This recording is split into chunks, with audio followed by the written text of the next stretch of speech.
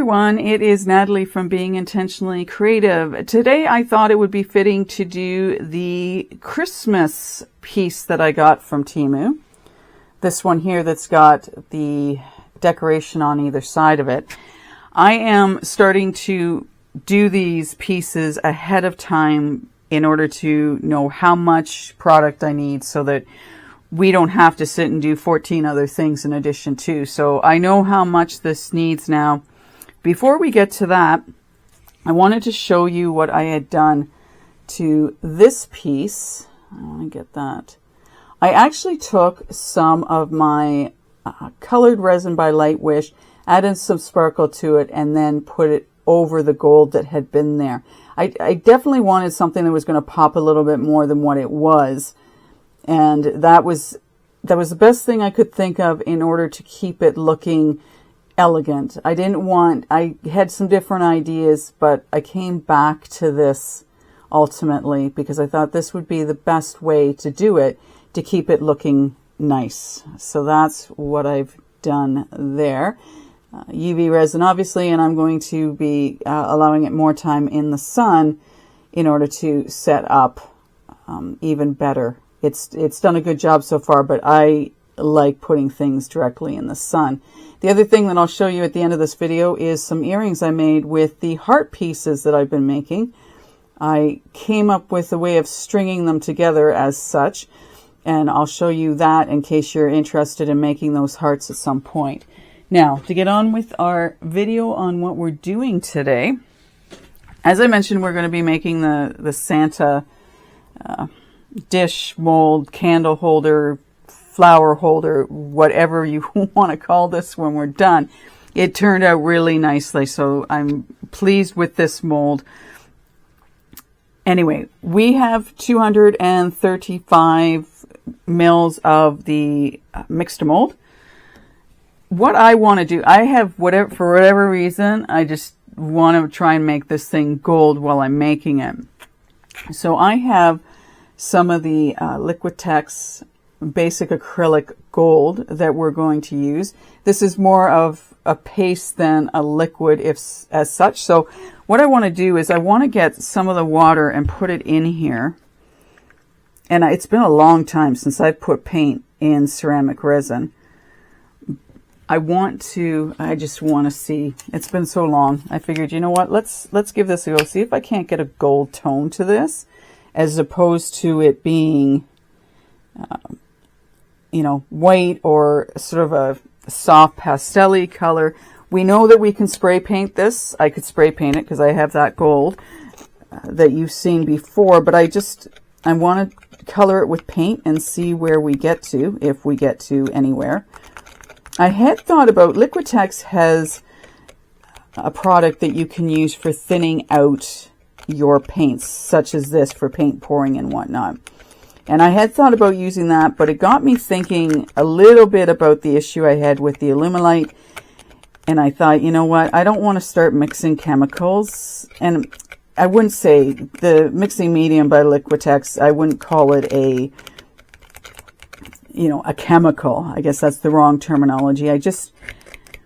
After seeing what happened between the mixed mold and the Alumilite hydrocast, I went, right, this isn't worth it. So I figure if I can mix this in and try and do it well so we don't have any lumps and bumps in it.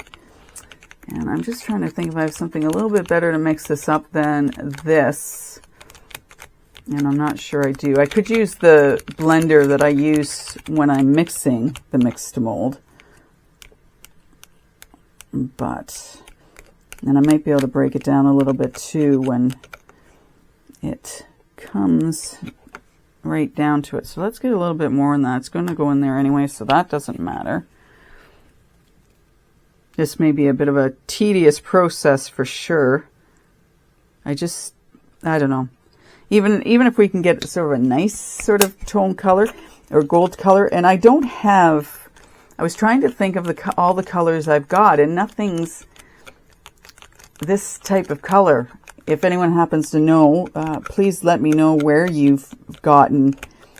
And Temu might have them. I guess Temu would be a place to, check out to see if they've got metallic and gold silvers that you can use in the ceramic resin.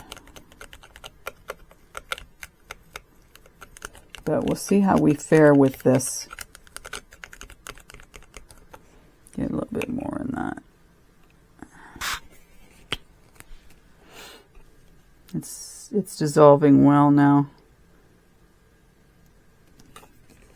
It's probably all I should use in this. Just see how it comes out. And the other thing too, after I had made it, the first one, I used, what did I use? Garnet was the color I used. It came out, it's a really pretty color. I'll show it to you at the end. I have been wanting to find a whitewash for some of these ceramic resin pieces. And I'm not really sure and have a lot of information. I'm going to have to do some research. But I just have this vision of a whitewash. The other thing I had thought maybe what we might do is when this is done, is I've got some... I'm trying to think who the brand, I'm not 100% sure. So I'll bring some of them over. They're a color shift paint that I've really enjoyed working with. And I'm just wondering if using it, and the only thing is you have to be really careful with using it because some of the colors are really dark and they will like truly cover things up. So I'll maybe bring those over and we can talk a little bit about them and maybe try one of the really light colors. And the other thing is I have some Simon Hurley products that might work just to bring the piece up. But yeah, we'll have a look at it when we're done and see if there's some ideas that we can float through. So yeah, so there we have it. Put it down there and tilt it. Okay, so let's hope we can get, a little bit of something with this, eh? And I was able to, I'm pretty sure I took this out, well, probably an hour and a half after I had poured it, because I had some other things I was doing as well. All right, so let's see what we can magically create here.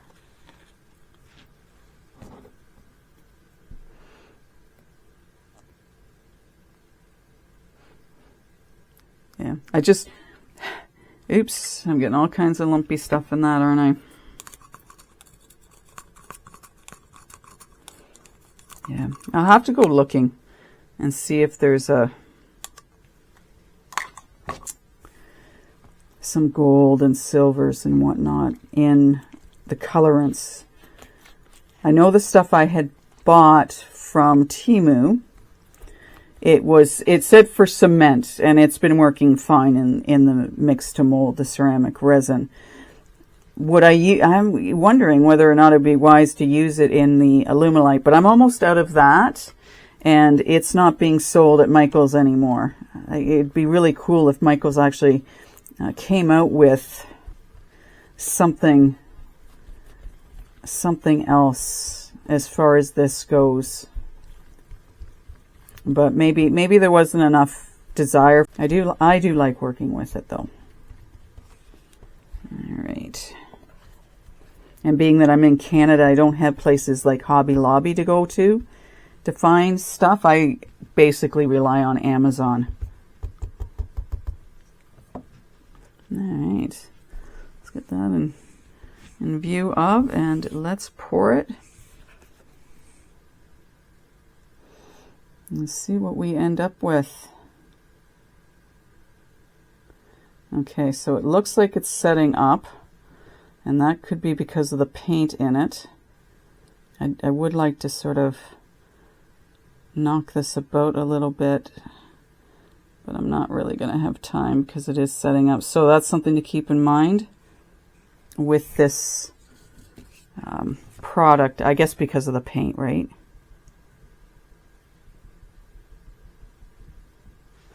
And then I've got this little flower. I'm just going to throw the rest of it in here.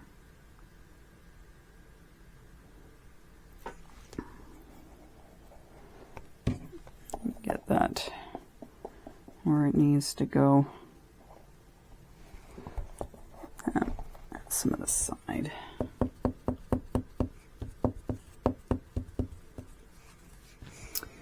Alrighty, there. I've got a little too much in my flour and I have nothing else out. Let's get a little bit more of this in here.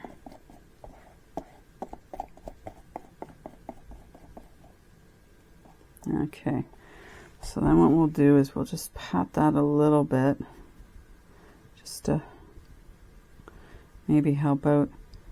See, this is what happens when you don't do something for a long time, and then all of a sudden you get an idea and you go, huh, let's do that, and then you go, huh, that's why I'm not doing that anymore.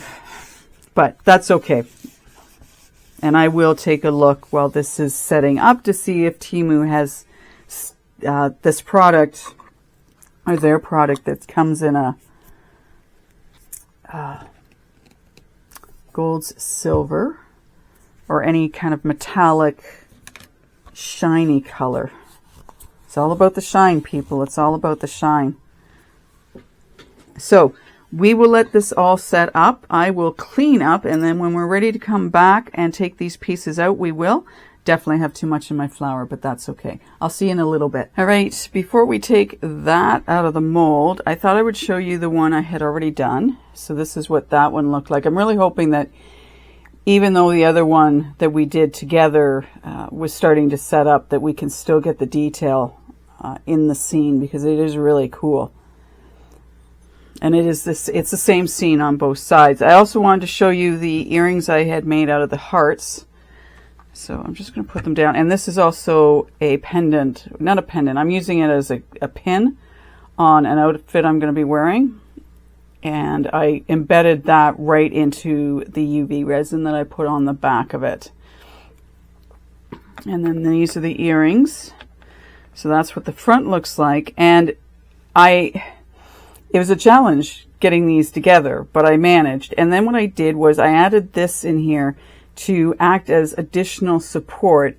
I still want to put some clear UV resin along this or over top of it, just to really set it in there. As I wasn't 100% sure that if I just, joined the three hearts, whether or not it would be sturdy enough to keep them from coming apart. It might be, but I just thought, oh, I'll put this on the back of it just to add a little bit of glitter. You may or may not see that because of the posts I've got in it. And the other thing I thought about, and it was after I had already done it, I did embed this in resin as well, but I thought, I wasn't 100% sure that was a good idea because the resin underneath wouldn't get cured. But I think my posts are in there fairly decently. I'm not going to, tug on them real hard. And I will probably put a little bit of, just a tiny bit of UV resin around that as well, just to secure it in place. But yeah, that's sort of the idea I came up with for the back of these, and I thought it was really neat because I wasn't, like I said, I wasn't sure how I was going to put these together and make sure that I would have correct distance. But then when I just sort of magically put them, and I went, ooh, that works. So that's the way of doing it. Anyway, I wanted to show that to you. Just to give you, I love giving people ideas, and then you use them or don't use them. That's totally up to you. Let's get my flour out. It got over poured, that's for sure. That is for sure. All right. So we really don't have on this much of a glow, and as you can see in spots like this, that we definitely over poured that. So I'll clean that up. But I am pleased with the detail. This is the second one I've made. This too, just to let you know, it's gotten quite a bit lighter than when I originally made it. So it just goes to show you how much water evaporates out of these things. Let's get this out. So we have a little bit of a gold tone to that, but not much. So I guess that's not really the way, that's not the ticket. That's not, the way to go. But I do have a little bit of information for you regarding a product on Amazon. So we'll get to that momentarily. There we go. Take that.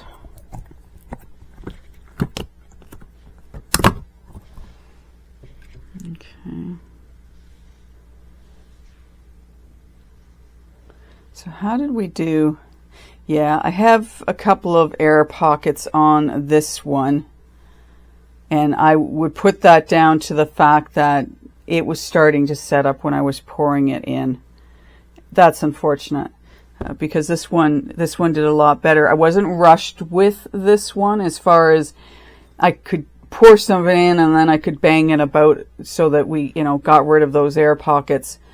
And not so fortunate on this one. Not so fortunate on this one. Anyway, I brought over the paints I was mentioning, and these are by Artist's Loft, and these are a color shift.